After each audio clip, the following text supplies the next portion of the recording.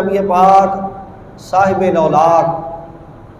صلی اللہ علیہ وآلہ وبارک وسلم کی بارگاہ کے اندر ایک بندہ آیا،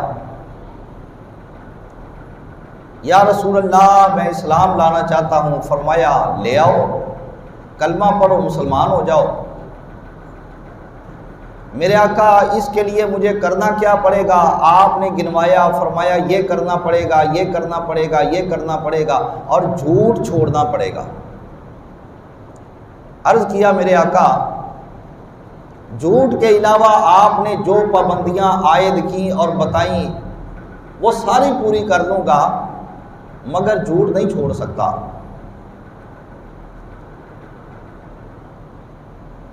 اور فرمایا کہ یہ بھی یاد رکھ،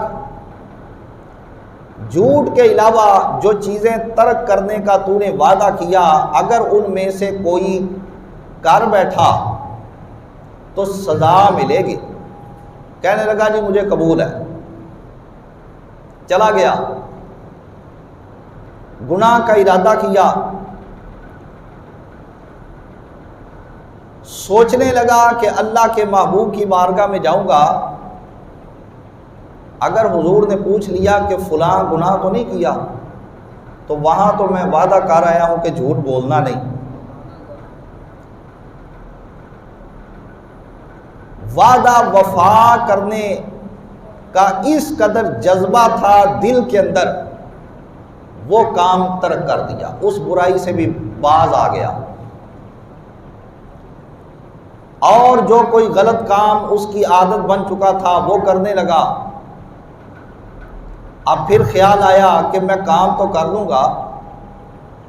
مگر ادھر حبیب خدا سے میرا وعدہ ہوا ہے جھوٹ نہیں بولنا۔ اگر سرکار نے پوچھ لیا فلاں کام کیا،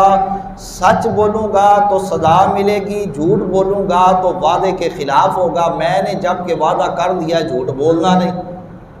وہ کام بھی چھوڑ دیا۔ اسی طرح جو بھی کام غلط کرنے کا ارادہ ہوتا اور کرنے سے پہلے وہ سوچ لیتا کہ اگر یہ کام کیا، سرکار کی بارگاہ میں سچ بولوں گا تو سزا ملے گی، جھوٹ بولوں گا تو وعدہ ٹوٹ جائے گا، لہذا اس ایک جھوٹ چھوڑ دینے کی برکت سے وہ بندہ کچھ دن گزرے اس طرح پاک اور صاف ہو گیا کہ ہر قسم کی برائی اس کی طبیعت سے نکل گئی، ختم ہو گئی۔ اس کی عادات سے برائیاں کرنے کی عادات اس کی جو ہے وہ ساری کی ساری جاتی رہی، اور وہ بندہ مکمل طور پہ اللہ کے پیارے محبوب علیہ السلام کے ساتھ وعدہ جو کر کے گیا تھا جھوٹ چھوڑ دینے کا، اس سے بچنے کی برکت سے وہ بندہ ہر قسم کی برائی سے باز آ جاتا ہے۔ تو معلوم یہ ہوا کہ جھوٹ یہ ہر برائی کی جڑ ہے، اور اس سے فائدہ کوئی نہیں ملتا۔ ممکن ہے کہ بندہ دنیا کا ادنا سا کوئی فائدہ حاصل کر لے، وہ بھی چند روزہ عارضی فائدہ اس سے حاصل کر لے، مگر حقیقت یہ ہے کہ جھوٹ بول کر بندہ دنیاوی نفع کی صورت میں، مال و دولت کی صورت میں، ساز و سامان کی صورت میں، کاروبار کی صورت میں، تجارت کی صورت میں جو نفع کماتا ہے اس سے وہ فائدہ نہیں اٹھا سکتا۔ بہت جلد وہ نفع اس سے ختم ہو جاتا ہے اور اس کے ہاتھ کچھ نہیں آتا، وہ اس سے ذرہ برابر فائدہ حاصل نہیں کر سکتا۔ اب ایک طرف اللہ تعالیٰ کی رحمت سے وہ دور بھی ہوتا ہے جھوٹ بول کر، اور ادھر اس کو ملتا بھی کچھ نہیں، تو کیوں نہ ہو کہ جھوٹ کو چھوڑ دے تاکہ رب تعالیٰ کی رحمت سے دور نہ ہونے پائے، بلکہ اس کو ترک کر دینے کی برکت سے اللہ تعالیٰ اس کو اپنی رحمت کے اور زیادہ قریب کر دے۔ جھوٹ بولنے کی وجہ سے روزی کے اندر برکت پیدا نہیں ہوتی،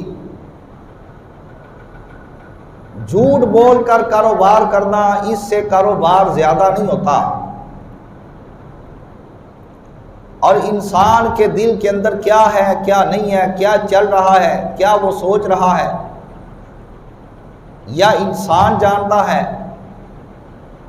یا رب رحمان جانتا ہے۔ انسان تو اندر کچھ ہو، زبان سے کچھ بیان کر کے اور بول کر دوسروں کو مطمئن کر سکتا ہے، لیکن جب قیامت والے دن نامہ عمل کھلے گا تو وہاں پر لکھا ہوگا فلاں موقع پر اس نے اپنے دلی کیفیت کے خلاف کلام کر کے، جبکہ اس کلام پر اس کا اندر اور اس کی زبان ایک نہ تھے، ان میں اتفاق نہ تھا، اختلاف تھا، اس بندے نے جھوٹ بولا۔ قیامت والے دن جب جھوٹ عیاں ہو جائے گا، کھل جائے گا، وہاں پر اس بندے کو اللہ رب العالمین کی بارگاہ کے اندر